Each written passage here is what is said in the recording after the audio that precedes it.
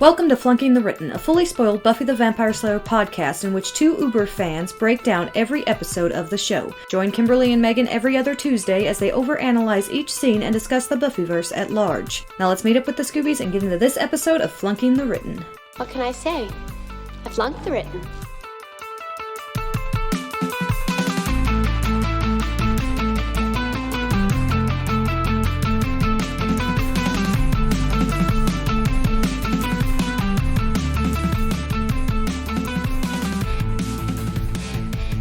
All right, Kim, it is time to get into our discussion of Graduation Day Part 1, which was written by Joss Whedon and directed by Joss Whedon. And the DVD blurb is, to distract Buffy and keep her from interfering with the mayor's ascension, Faith shoots Angel with an arrow whose poison can only be cured by the blood of a Slayer.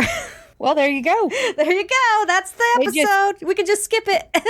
Yeah, it told everything this time.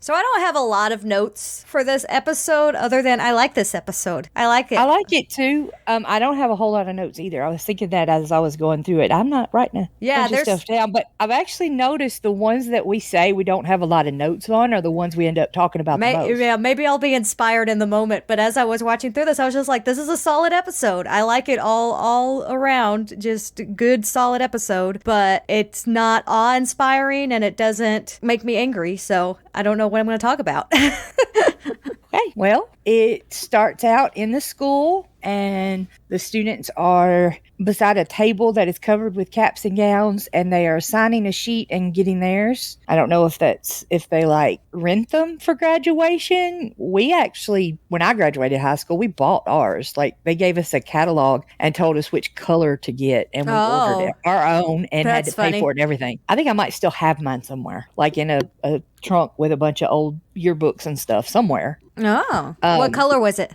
Maroon. It was? That's funny. Ours were maroon and gold. That was our colors. Well, that's very Sunnydale High of you. Yeah. Sadly, we were not. We were the Warriors, but close enough. The school I went to elementary at was called the River Rats. Oh. It was green. That was the mascot. Well, Cordelia is very upset about the maroon. She would have preferred teal. I think that's weird because you don't get to pick at your school colors. Mm-hmm. Which, I mean, truth, but Cordelia's Cordelia. Yeah. Xander's talking about how he's going to die. He's really convinced it's the end for him. I can't remember how this little Xander story arc plays out. I haven't watched the second part yet, so like it's been a hot minute, but I had completely forgot that this was a story beat in this episode, that Xander's just like, I'm going to die. My time's up. It's a ticking clock. I'm never going to get out of this school alive. I mean, he says that, and I'm not sure that he brings it up again. Like, he says in the second episode at all. Yeah. He's really worried about it this episode. It seems like it's setting up some kind of arc, like a Andrew in the finale, where he's just like, why didn't I die? But no, Xander just mentions it, and then it doesn't play out. Yeah, anyway. That's it. I mean, I could be wrong. I don't have like the dialogue memorized, but yeah, I don't think that. I guess we'll find out. I guess we'll find out. We're gonna watch it and we're gonna talk about it.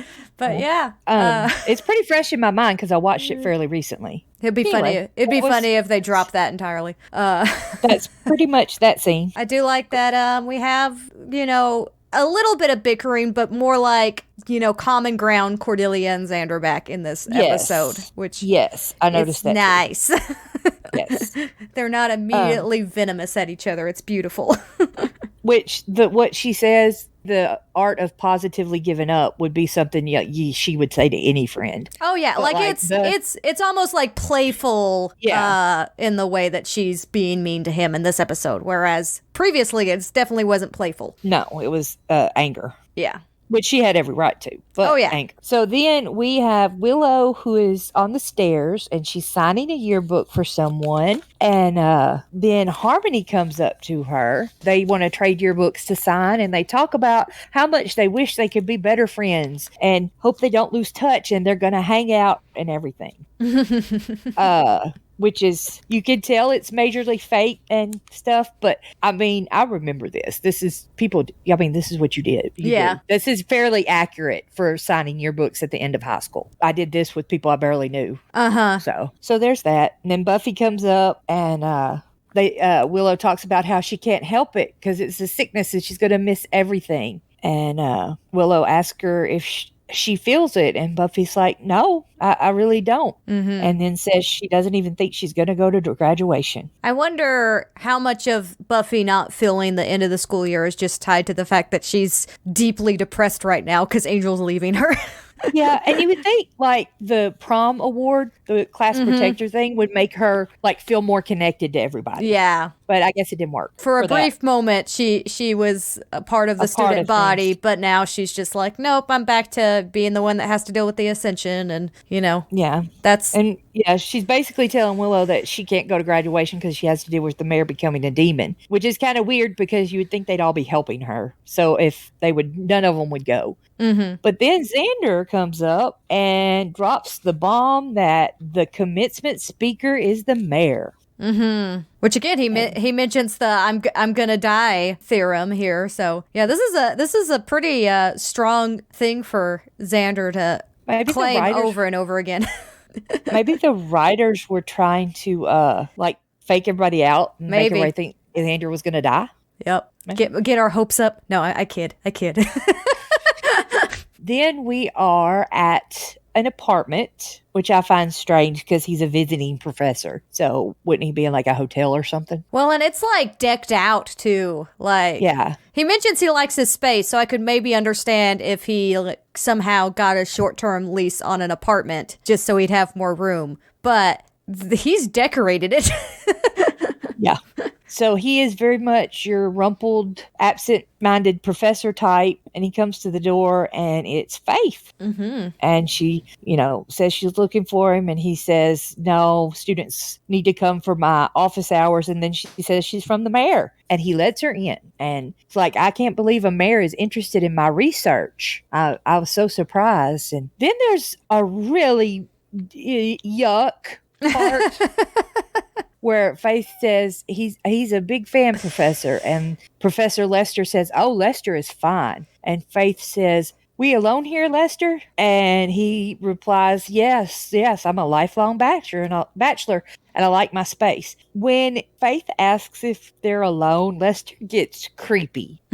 Like, he's got a face like he thinks he's in a porn movie or something, and it is yuck because like he's old enough to be her grandfather, and like he thought she was a student, and it's just kind of like I don't like it at all. And the only direction that is in the script is that he's supposed to look like it's an odd question. But he like immediately assumes that this young girl is coming on to him and wants him. Yeah. I don't know. I'm not sure. Like, I didn't watch it super closely, so I can't remember the guy's exact reaction. But I definitely felt like it was kind of played in the scene. Like, it was a setup of, like, him questioning whether or not, like, for a second, if she's coming on to him. And then she produces the knife, and then he's like, whoa, wait. Yeah. I just don't like it. Yeah. It kind of bothers me because it's like he just assumes that she wants him because she asked if they were alone. And yeah. Well, I mean, it's either and presumptuous. It is kind of, yeah. It is, but maybe perhaps that is the leap that went in his brain rather than are we alone so I can murder you. Yeah. Oh. I don't know how many scenarios of like, are we alone would be like, she's either going to like mug him, like steal all his stuff. She's coming on to him. And he also doesn't stop to wonder why the mayor is sending a teenage girl to his apartment at night. That's the sketchiest part. She just like a random girl shows up and says, I work for Mayor Wilkins, and like, looking and dressing and appearing as Faith does, being like, oh, well, come in, please. Well, I mean, we know why he asked her in.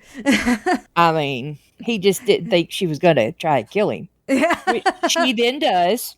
She does. And he wants to know why. And she said, yep, my boss wants you dead. Never thought to ask. I love that line. Yeah. I never thought to ask why. It just shows how much faith is in the mayor's pocket right now. There's no questioning. And then we get a little like shadowy thing of him getting stabbed. Mm-hmm. It pans to an image of a volcano.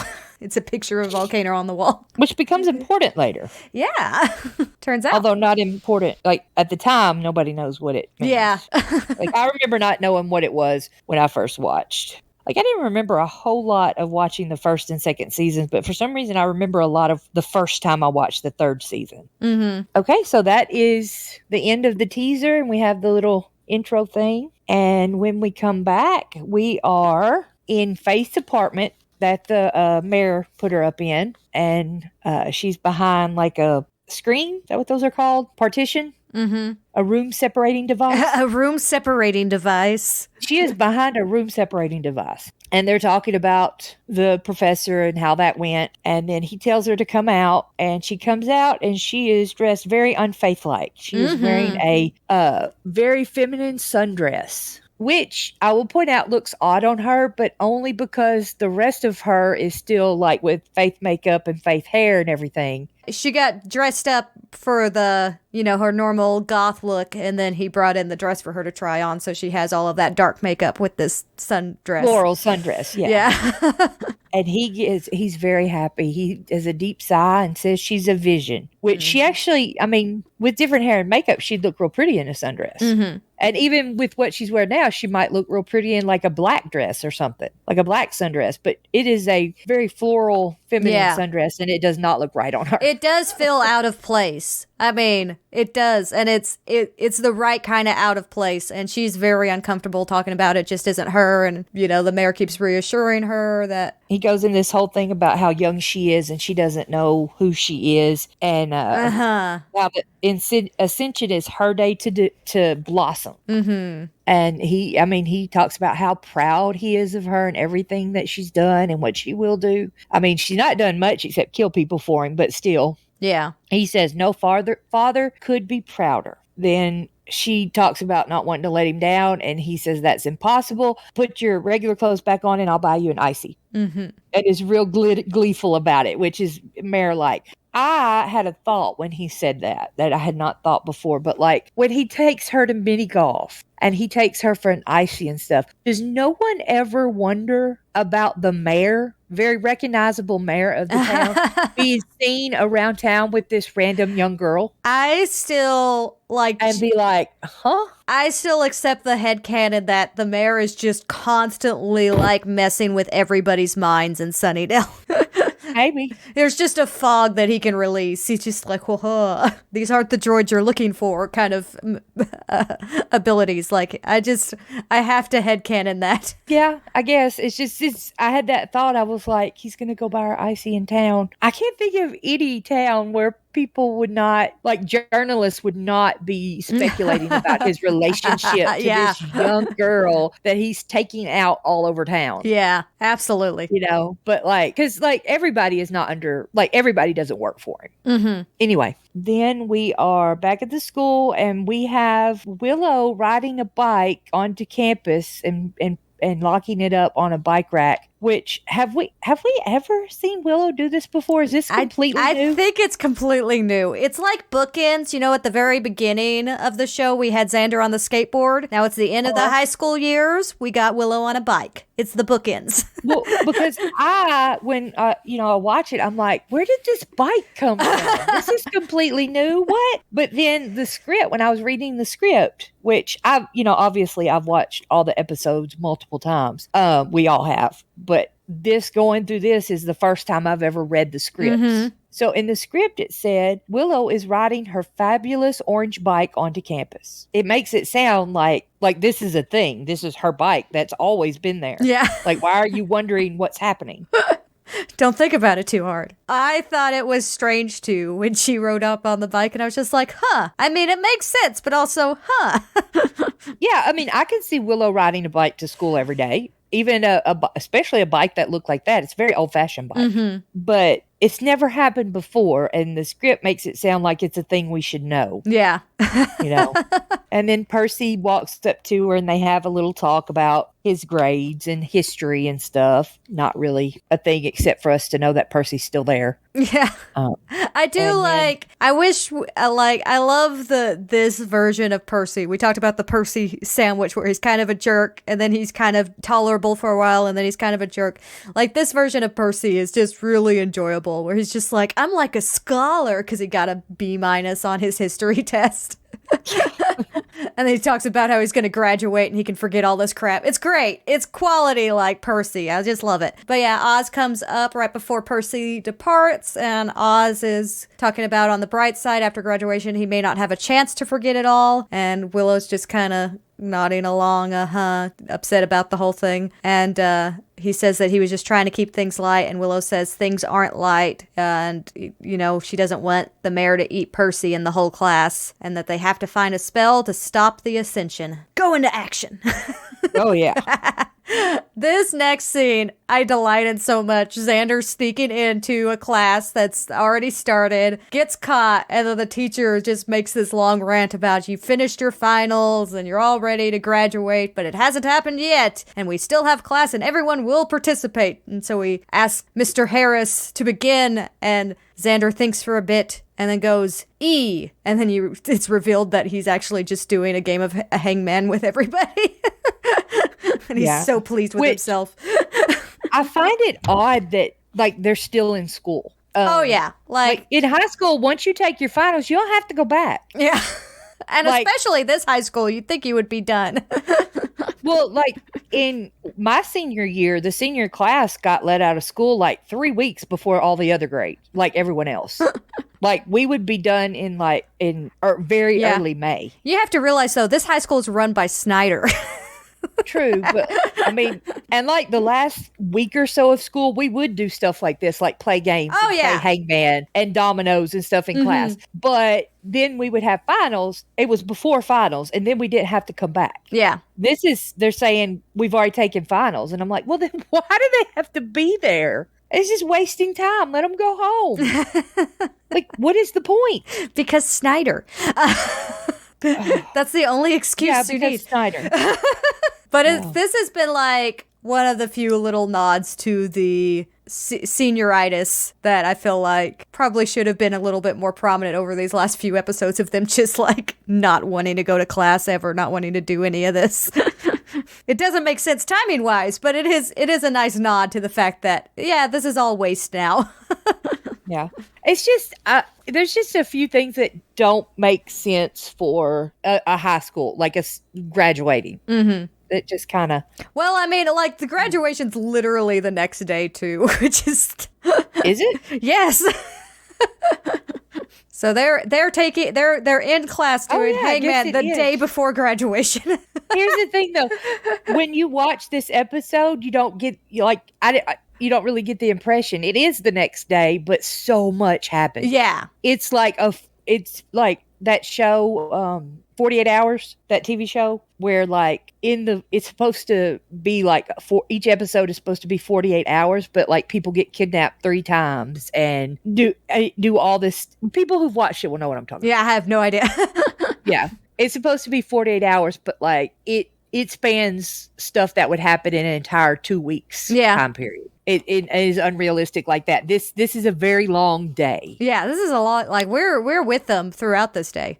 As they keep playing hangman, Anya starts whispering to Xander, and they have a little conversation. And Xander makes a comment about, why would I want to spend time with you? Because you could talk about all the men you destroyed. And Anya replies, we could do something else that you like. And he just kind of goes with like, I don't know. But like, she's assuming that he liked that, which I kind of think is funny that like it never crossed Anya's mind that he might not want to hear about those things. And she goes, sports of some kind. Men like sports. I'm sure of it. Yes, men like sports. Men watch the action movie. They eat of the beef and enjoy to look at the bosoms. 1,000 years of avenging our wrongs, and that's all you've learned? Hey, I'm trying, okay? You don't need to take my head off. I'm sorry. And then he mentions the ascension, and Anya looks terrified. Mm-hmm. She does not like that word. No. Yeah. She knows what that is. So from there, we cut to the library, and Buffy's showing the newspaper, and it says that Professor found murdered, and she just states very plainly, Faith. Giles and Wesley are fencing, which is delightful. Oh, I love it, especially Giles. Okay, so I know I'm going to really just continue sounding like a middle-aged woman here, which I am, and that's okay. But Giles is so hot in this scene. Oh my gosh. I get that it's like a nod to like recognizing a artist by their painting. But when Buffy is questioned about why she's so sure it's Faith, she says one of her pieces, I recognize the brushwork. I'm just like, how detailed was this newspaper article? Like, Yeah. What did they show? What did they talk about? Like, this like, is... are we listing where every single stab was? Or? Yeah, like, what happened? So Giles says that brutally stabbed Mr. Worth, visiting professor of geology, and says that there's no motive there. Wesley suggests that it's a random killing. Buffy says that she thinks it's homework and that the mayor wanted the professor gone, which is when they start discussing what could be the reason. And Wesley's all like, by attempting to keep a valuable clue from us, the mayor may have inadvertently led us right to it. And I love that little flourish. And Buffy's like, yeah, where are you at? Because we already got there. Oh, boy. It is funny though, like when you really think about and Buffy's kind of known for some of these conveniences when they're trying to wrap up a season, but like when you really think about it, it's just like they really did just kind of lead them right to it. Yeah, try to because they have a lot more stuff to happen today. Yeah. But then Wesley gives her like, well, you go, you'll look over his apartment, and if there's anything worth noting, you come back here. And Buffy's just like, I just love it when you take charge, you man, you. But I always think that part is really, really funny too. Buffy's on fire in this scene. Yes. I didn't realize how much I love Wesley with the Scoobies, and and I'm sad we're about to lose that, but it's fine. I'm okay. I'll get Wesley on Angel, which is obviously better, but still. Oh, but yeah. Wesley's confused and asks if that's a yes, and she says that she'll go and to keep an eye out for Faith, and that Faith has her at a disadvantage. Buffy asks Giles, is that because she's not crazy or because she doesn't kill people? And Giles replies, both, actually. And yeah. So that's their feelings on Faith.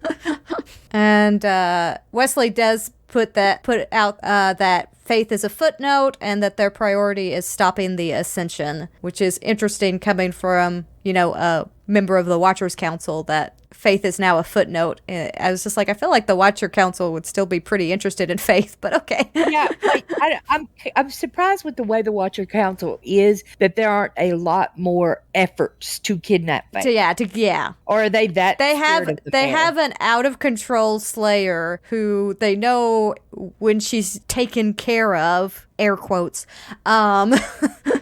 she a new Slayer that they might be able to control will be chosen. So like I feel like that would be their preference, and they would make every effort to do that, but they just kind of stop caring about anything. Xander enters with Anya. Wesley asks if he has anything constructive, and Xander says that you want to know about the Ascension? Well, meet the only living person who's ever been to one. And yeah, about 800 years ago, in fact, there was one. Yeah, she tells the story. And Wesley, it's a story about the demon Lohesh. And Anya tells about how bad it was. And Wesley's just like, I don't think Lohesh was that bad, that fierce. And she goes, you've never seen a demon. At which point they all just stare at her because, it's Buffy. And Buffy's like, yeah, I killed demons. And Anya explains that all the demons on the earth are human hybrids. And I like this because it makes sense. Yeah.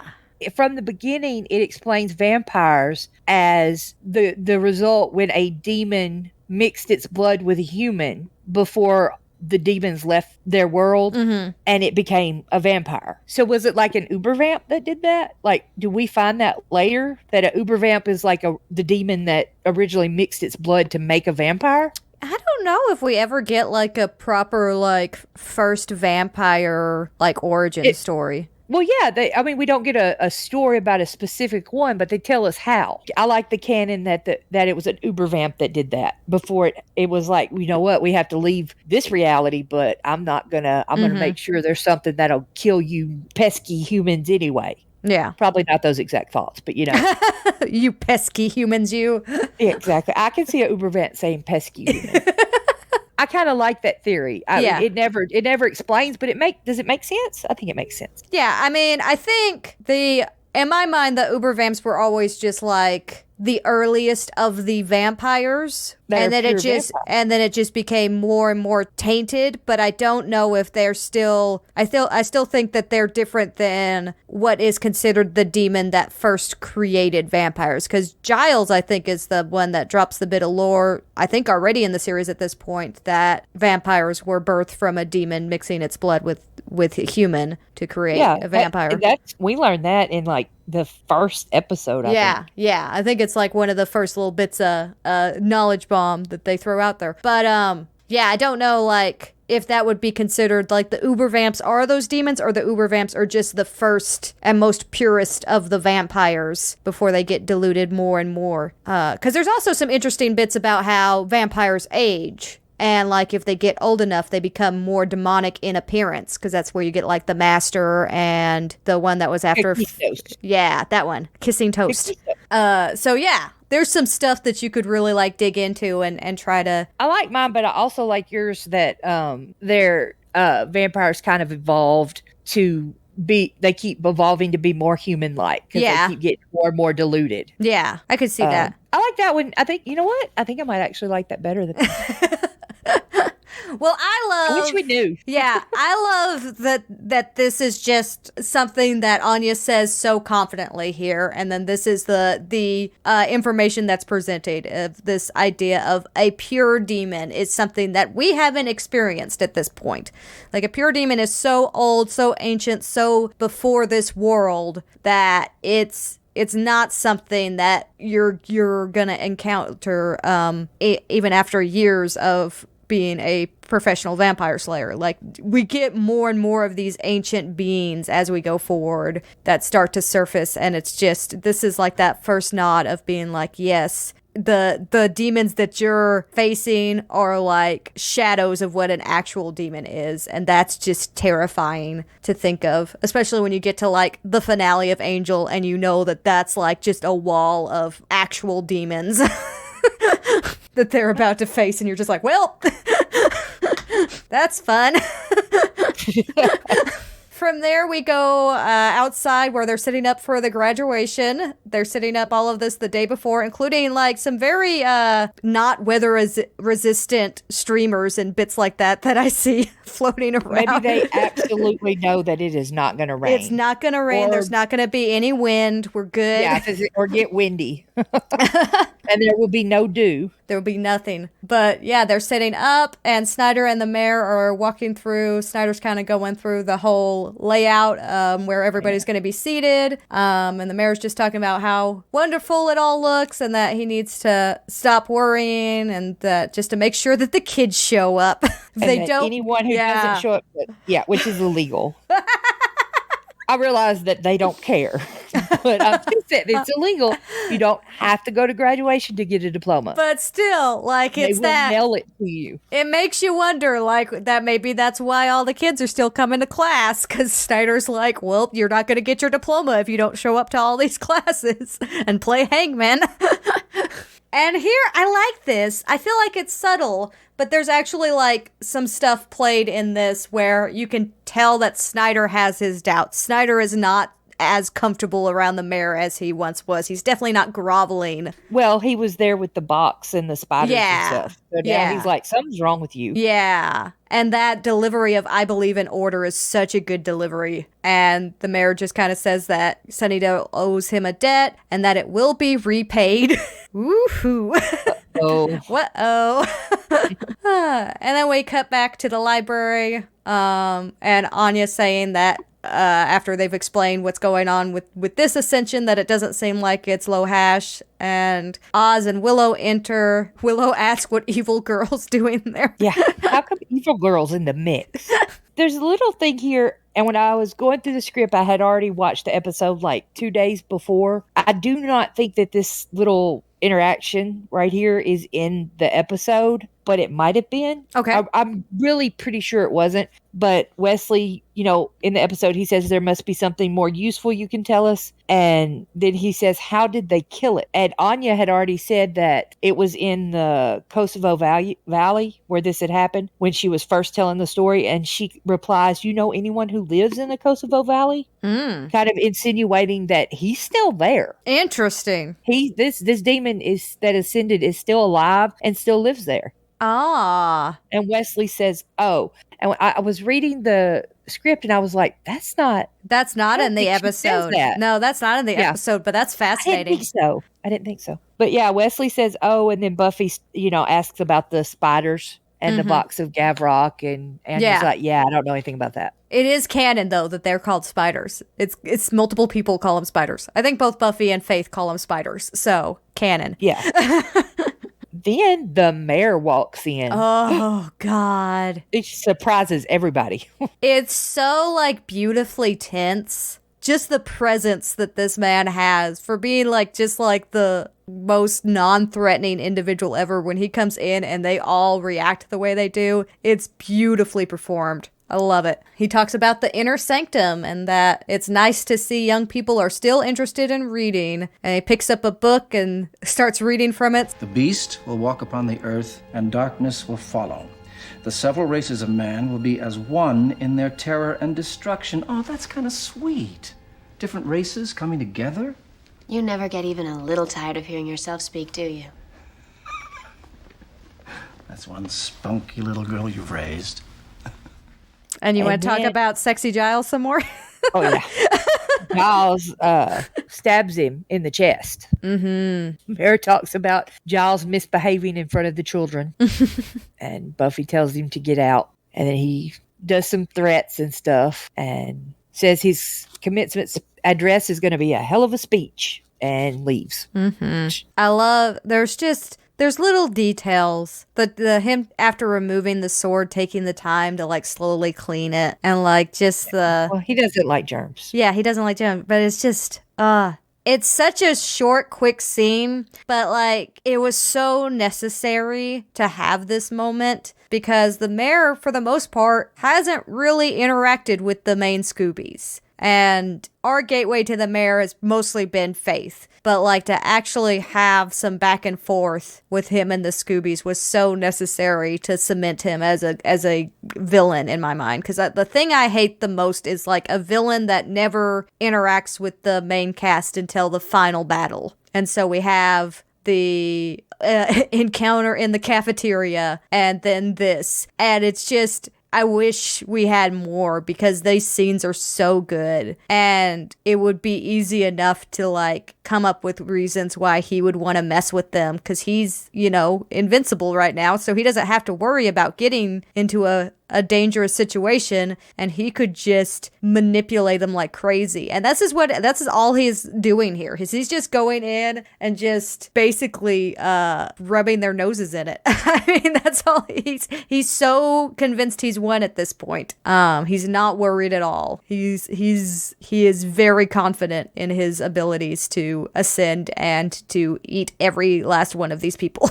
Especially Buffy. He's going to definitely eat her. Yeah. And the interesting thing is this is the end goal. He wants to ascend to become a ancient demon and eat people. That's his end goal. That's it. The demons that have ascended have to be doing other stuff because that one is still alive from 800 years ago. Yeah. He's been doing something for 800 years. I guess. And eventually, if he's eating people, eventually they're going to stop going there. Yeah. Hopefully. But it's just, as far as a quest for power, I'm just going to become a big demon and eat people. That's my quest for power is interesting. It's a strange motivation he has. Yeah. You would think they're trying to go to a different reality or something. everyone always has these goals of destroying the world or getting into a different dimension or whatever. He just wants to eat people. Yeah, there's been a lot of motivation that makes sense for different villains. The mayor's has always been a little brow furrowing for me. Like, I've never really quite understood what his end goal was. And I think you could easily come up with something. Because he's still himself. You get the well gosh right before he blows up. So you know that he's still himself. So he has the ability to have some form of power as this demon, but I'm not really sure what his plan was beyond that. I mean, he talks to Faith about how the Ascension's gonna be her big day too, so like it's framed like he wants to continue to see her do well and successful. So it's not like he just wants to end the world, but it's never really explained what his end goal is other than turning into a giant snake and eating some people. So Anya pieces out. You cut to the hallway and she's running away, and Xander catches up and asks where she's going, and she's just like, if there's a lunar shuttle, I'm on it. Like, she is done. Yeah, she's gone. She's like, it doesn't matter. Whatever it is, I'm going. Mm-hmm. Anywhere away from here. And she rushes off as Cordelia comes up and asks what's her saga, which I don't know why, but that expression just tickles me to no end. And Xander says that she's freaking because the mayor's going to kill us all during graduation. And Cordelia is like, oh, well, are you going to 5th period? And like, why are we going to classes to 5th period the day before graduation? It still makes no sense. Okay. Delightful. It's a wonderful little interaction. Yes. Then we have a scene with Buffy and her mom, where Buffy is packing her mom up to go away. And basically they have a little argument about how Joyce is coming to graduation. And Buffy's like, no, you can't. And then Joyce rather sarcastically says, is some horrible monster going to attack the school? And well, Buffy's quiet. And Joyce is like, oh, yeah, I see. And then she sits down on the bed. She's all deep in thought. She says, you know, looking back at everything, maybe you should have gone somewhere else.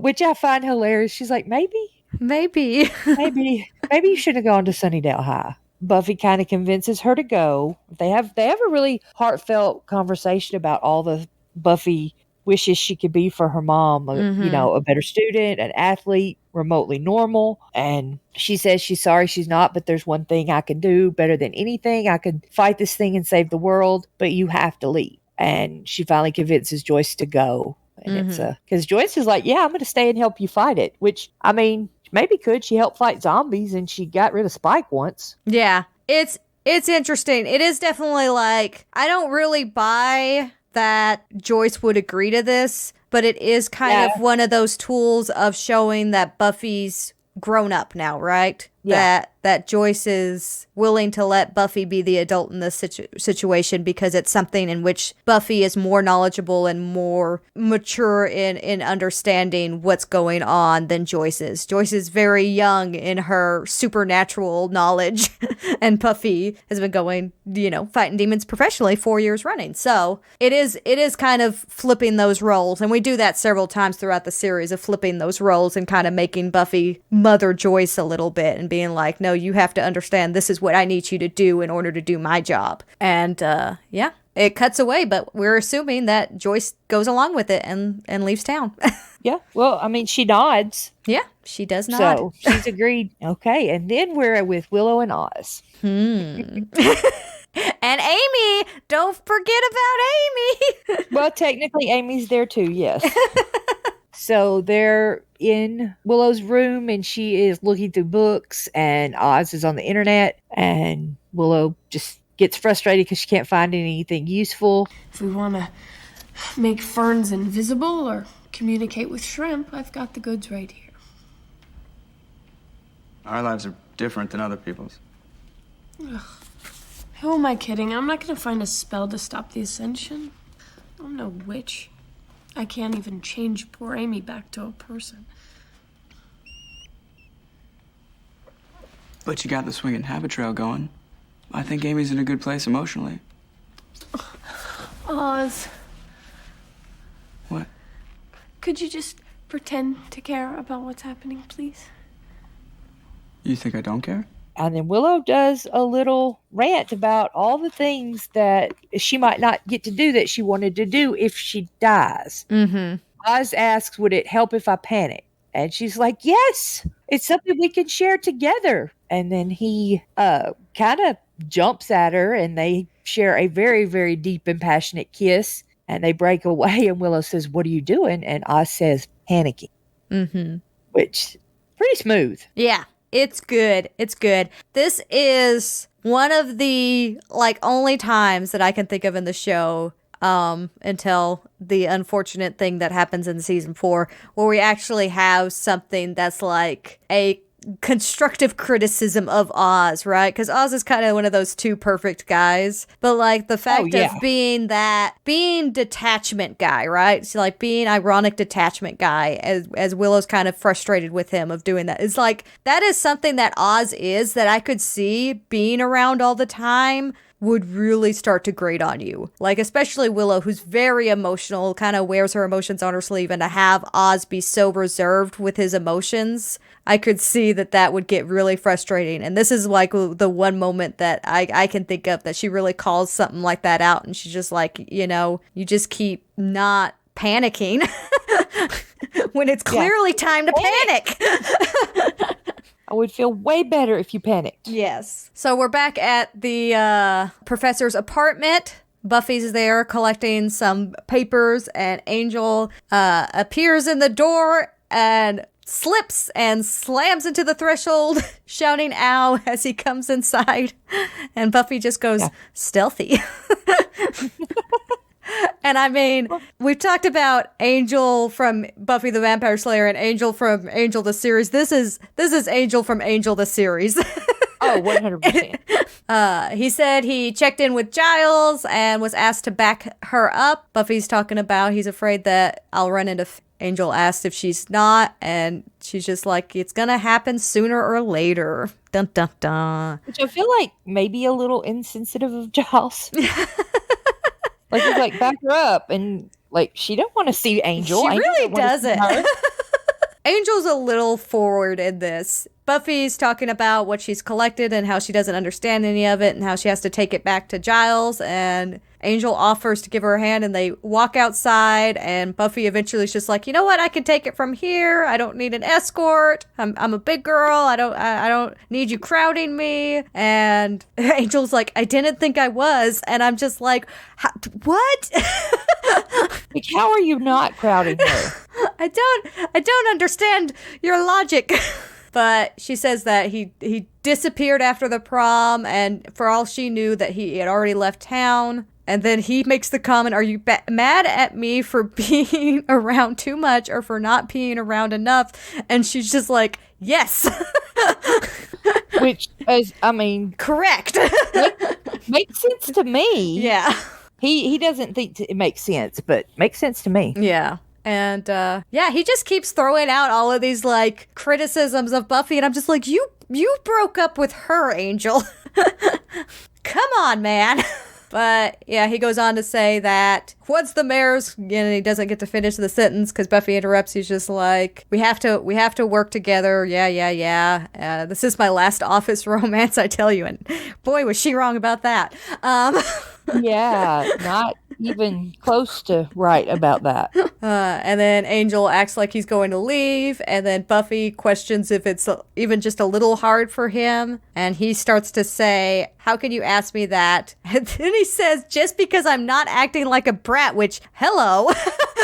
Yeah, no, Angel. And they start to get a little bit more and more angry and yelly at each other. And Buffy says, I just can't do this anymore. I have to move on. And a arrow suddenly is sticking out of Angel's chest. Not the heart, but definitely the chestal region. And he falls down as Buffy screams his name. And it cuts to the big neon sign where Faith and a vamp are camped out. And the vamp says, you missed the heart, and Faith says, meant to. And it's one of those funny things that I don't know why this scene reminded me of this fact, because clearly it's just to make it easier on the audience to know for sure that that's a vampire. But I was just thinking, why are all the evil, like, lackey vampires always in vamp face? Do they ever get tired of always having to be in vamp face? Yeah. Does that take I think they do effort? that. I don't understand whether that takes... It seems like most vampires default to human face unless you're a lackey evil vampire, and then you default to vamp face. So then we're back in the library, and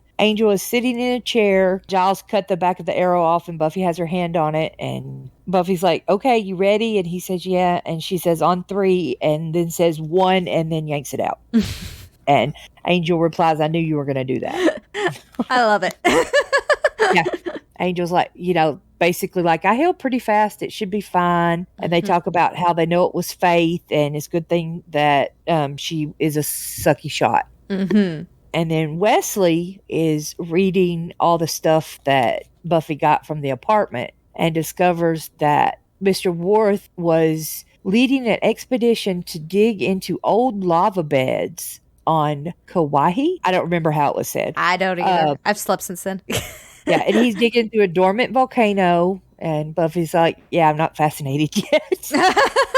And that he found something underneath and thinks it might be a undiscovered dinosaur. And they realize, oh, it's big. Everybody's light bulb goes on. If this is the demon the mayor's turning into, this is why he would want us to not know after the ascension, he's not invincible anymore. Mm-hmm. And so they just got some really good information. I mean, to me, it seems like it's kind of a jump. Yeah. Here's the thing. The part that really bugs me about this is that he sent Faith to kill this guy, but not to recover any of his documents. And then the only way that they would connect this professor's research to the mayor is if they had evidence to assume that the mayor wanted to keep this research from them.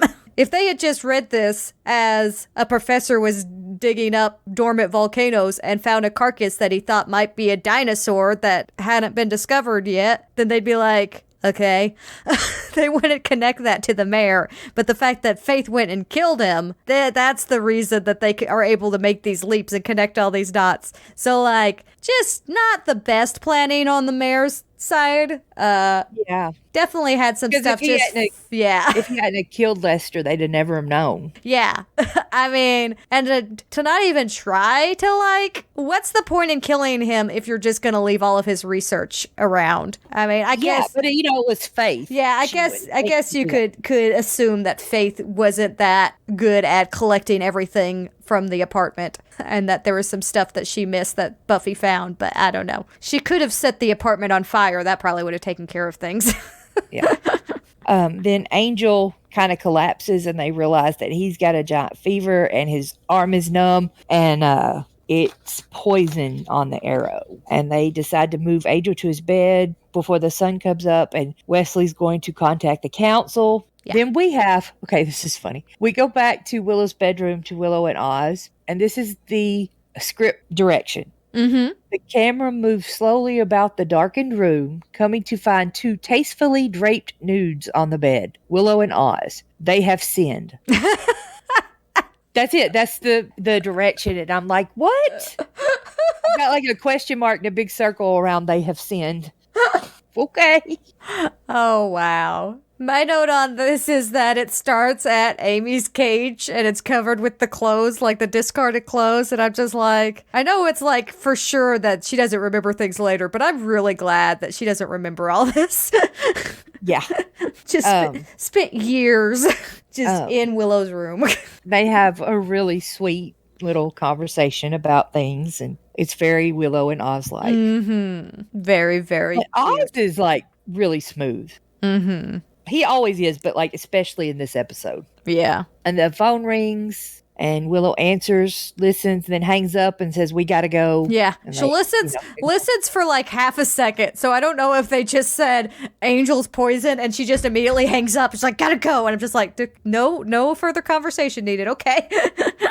Or something like get to the mansion now or something. Yeah, but she's next. Like, no, but the next time we see her, she's at the school, like in the chemistry lab, like doing like making a list for Xander to go and get ingredient. Like I'm just like,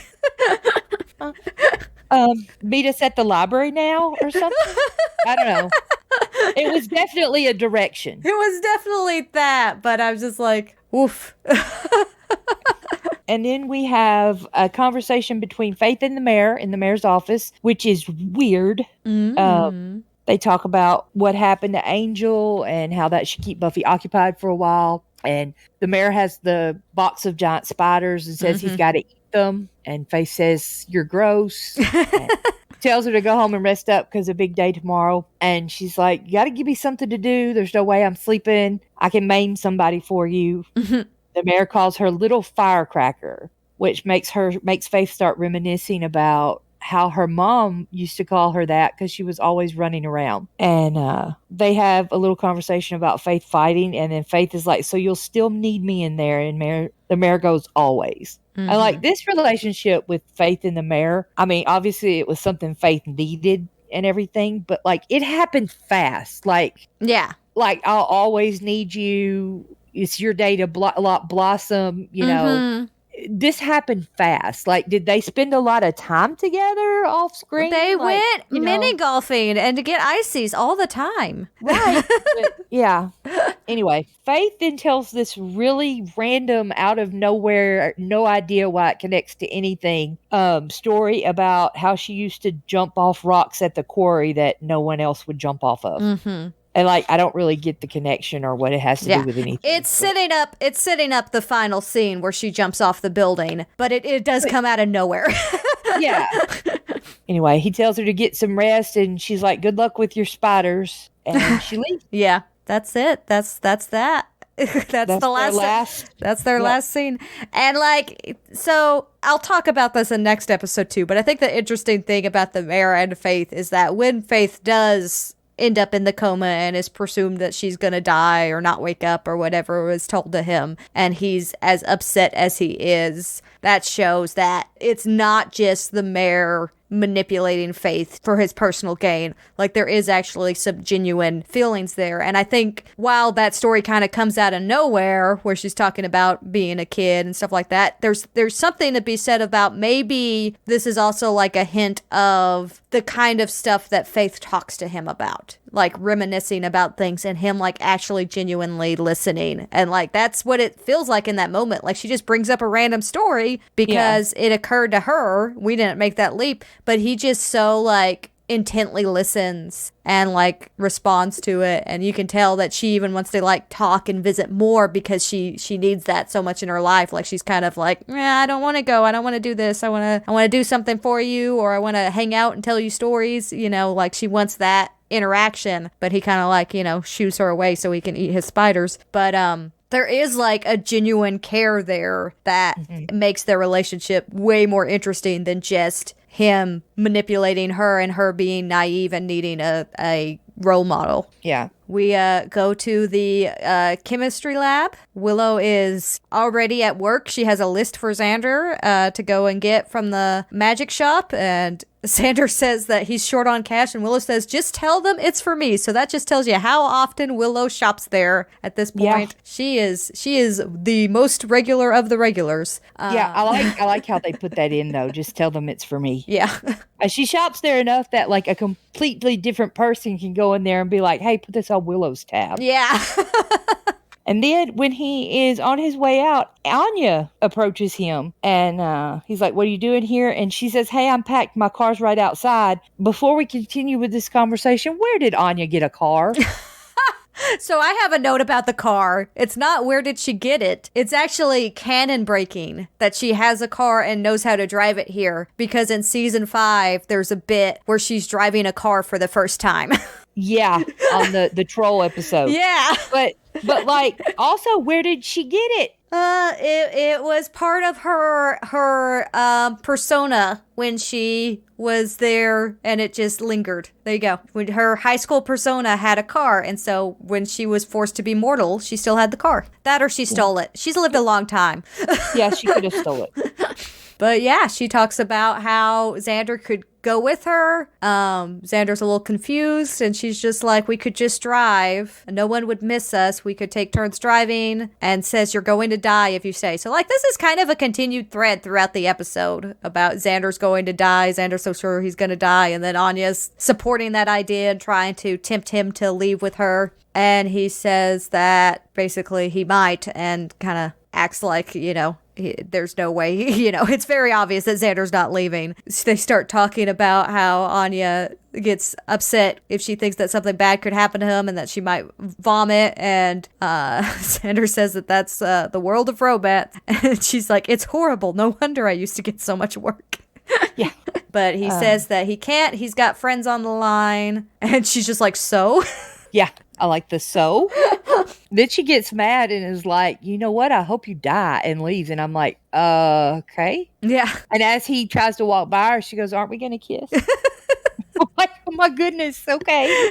She's having like some social issues. Yeah. It's this early Anya, I really like the newly human Anya of being like, here's just this wave of feelings. And not only feelings, but like 18-year-old girl feelings. Like just hormonal all over the place, all thrust on you after 1,000 years of not having to deal with any of that. And you just don't know what any of it means. So from there, we go back to Angel's mansion. He is in the bed, just not looking great. Buffy's kind of trying to soothe him and keep his fever down and saying it'll be okay. And then she hears that Wesley's entering, so she leaves to go and talk to him. And Wesley says that the council couldn't help. Buffy questions that, and then he says that they wouldn't help. It is not their policy to cure vampires. Yeah.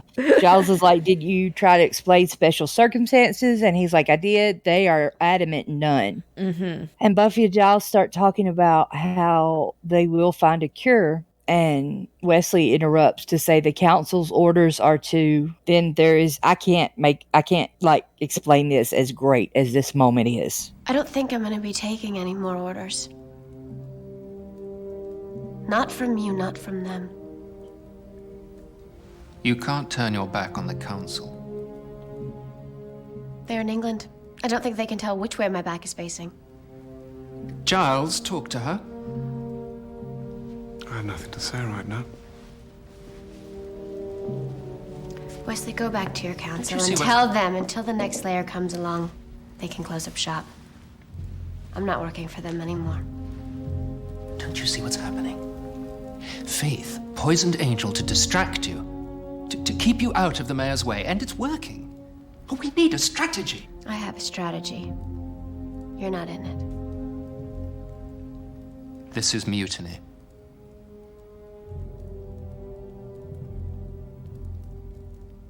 I like to think of it as graduation.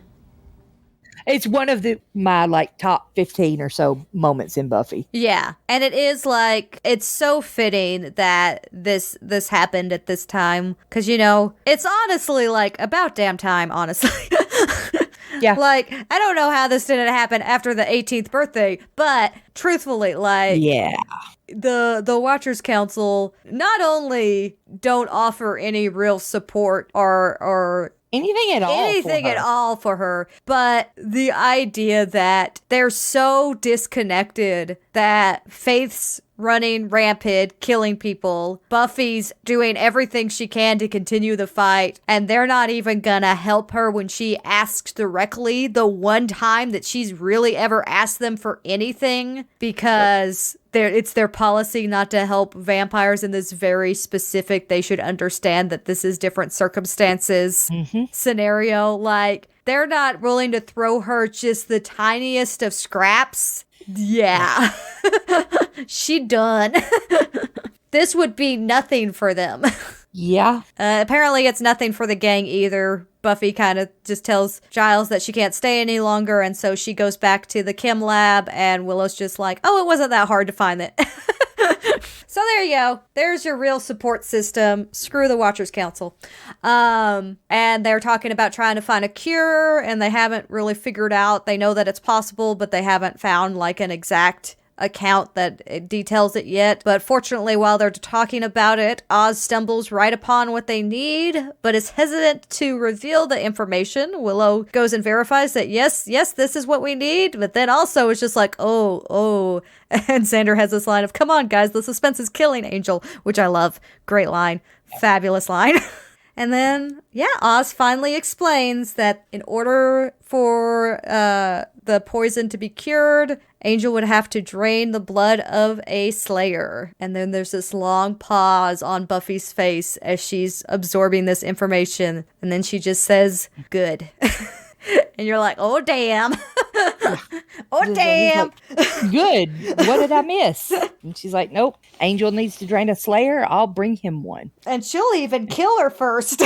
Yeah. Then we're in the library. Willow's like searching for stuff on the internet. And it's kind of an attempt to explain how Buffy gets to Faith's apartment. Yeah. Like they're looking for a address. And this little moment when Oz touches Willow and she just closes her eyes. She's so in love. Aww, the babies.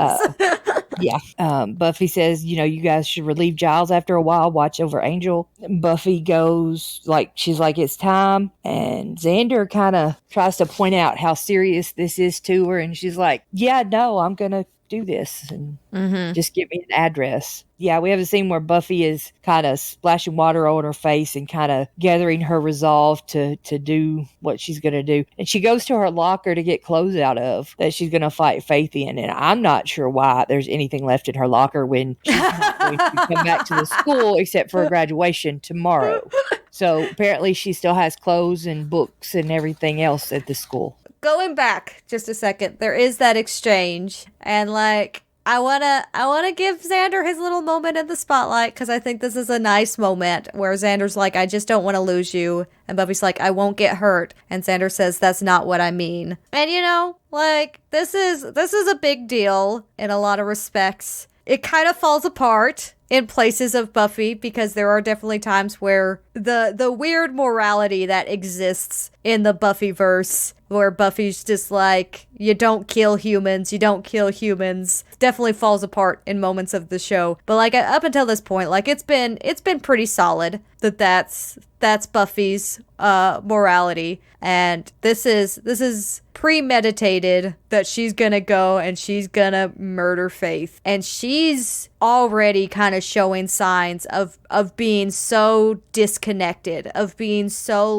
in her own resolve of this is what I gotta do, so singularly focused. And I think it's interesting to get this messaging from Xander and have it not be about Angel, even though it's definitely about Angel, but have Xander not play the Angel card in this moment and instead play the I don't want to lose you card. I think shows a nice moment between these two and some growth of their characters when you look at the past exchanges and how I feel like season 2 Xander would have been like, you're not gonna do this for Angel, whereas here he's just very genuinely concerned and showing that she's scaring him, which is true.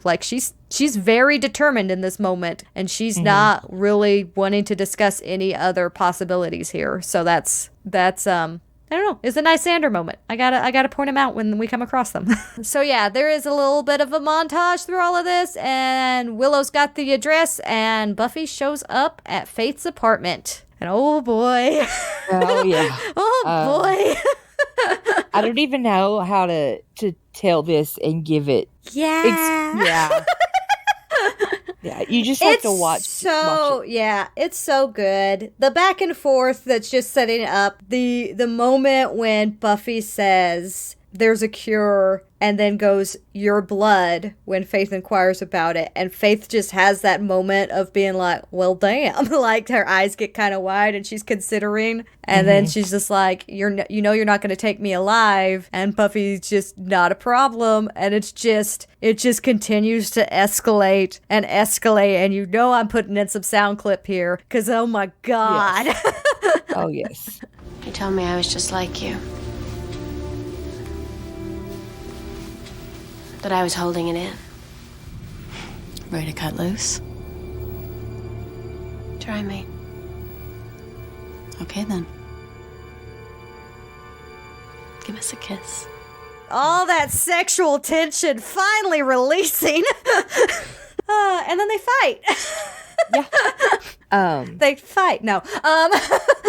And she says a comment. Faith says, well, look at you all dressed up in Big Sister's clothes. Yes. And I've seen people like online reference this line as kind of a hint that Dawn is coming. Mm-hmm.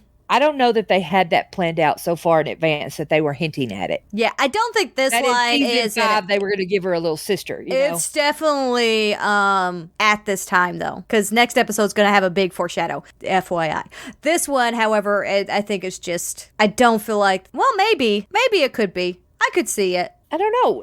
I don't know if it seems odd that they have planned that so far. Dawn's already planned though, because do you not know the Little Miss Muffet line? I'm gonna have in stuff. The next episode. Yeah, I'm gonna have stuff to say about the Little Miss Muffet line. All of season 5 is foreshadowed in like the next episode. It's brilliant. Okay. So they fight. As I said before, they fight a whole bunch. They punch and kick and do all the fighty things. One of the script directions says that, and you'll have to excuse my language, but it says Buffy punches Faith so fucking hard her head nearly snaps off. Oh, damn. There you go. Yeah. There you go. Hey, we're allowed one F-bomb and still be considered PG-13, so we're good. Yeah, I mean, what the script says.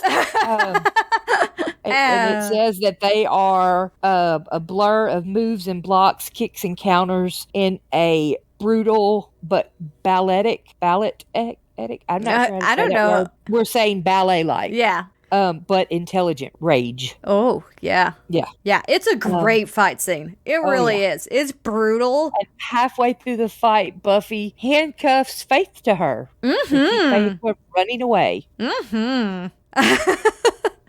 Couple quick cuts in the middle of the fight to kind of just do our wrapping up some stuff from the episode bits. Angel's being taken care of by Willow and Oz at the moment. Giles has figured something out, and he says that the legend of Olakai might be a bastardization of Olvican, I guess. And Xander's just like, I don't know what you mean. And Giles says it's a demon, a very old one, and that there might be a picture, to which they open a book to the demon, and it has a fold out. Yeah, it's the fold out. It's the centerfold of this book of demons, and they fold it all out. Mm-hmm. And Xander just says we're gonna need a bigger boat. Yes, I love that line. And then we have the mayor enjoying his delicious spiders and mentions that there's so much power in these creatures and that his organs are shifting and making him ready for the ascension. Plus, they're high in fiber, which is good. Oh, yeah. Yeah. Always good to be high in fiber. And then we have our vampire lackeys, which we can tell because they're in vamp face, come in and talk about how that there might be some trouble at Faith's. And we cut back, and yeah, there's some trouble at Faith. Buffy's there, still fighting her. They're still continuing to fight, and they have a couple of one-liners, but the one that, of course, always stands out to me is when Buffy finally pulls out Faith's blade after she breaks free from the handcuffs, and Faith says, "That's mine," and Buffy's like, "You're about to get it back," and you're just like, yeah, woof. And they fight some more, getting closer and closer to the edge of the building, and Faith starts to, like, lean them over the edge, but Buffy breaks free and then jabs the knife into Faith's stomach, and Faith says, "You did it," and then pushes her back, and then declares that Buffy has killed her, and then looks over the edge of the building to see a truck driving by, and says that it still won't help her boy, and says that Buffy should have been there. It was quite a ride. And this is, I believe, a callback to her jumping off the 40-foot high cliff into the water as she falls back and lands in the truck and is carted away as Buffy stares in very much shock. Lots of shock happening. Faith is presumed dead, and Buffy did it. Buffy killed her. We get a big old to be continued. Yeah. Yeah, it's a cliffhanger. It is kind of literally, not exactly literally, but kind of literally. She falls off a cliff-like-esque thing. But yeah. I still don't really see I mean, I get jumping off something. I don't 100% get the connection. Yeah. I think that's what they were going for. I don't think it landed as well as it could have. Pun intended. But, I think that that's what they were going for. I think that call out before, and it's like the last exchange between her and the mayor, and she randomly comes up with this story, and then it's kind of a scenario that she's jumping off the cliff, right? She tells the mayor about the story about how she was so brave to jump off this cliff. All the other kids were scared. She jumps off the cliff in order to, again, beat Buffy, right? And to kind of win one last time for the mayor, right? Because she's not going to get the chance to cure Angel with Faith's blood. And so, like, I definitely see that's a moment of connection there of her being like, I'm still doing this for the mayor. Like the whole jumping off the roof at that point this is my chance to follow through with what plan we set out, and also get one last jab in at Buffy, which is always nice.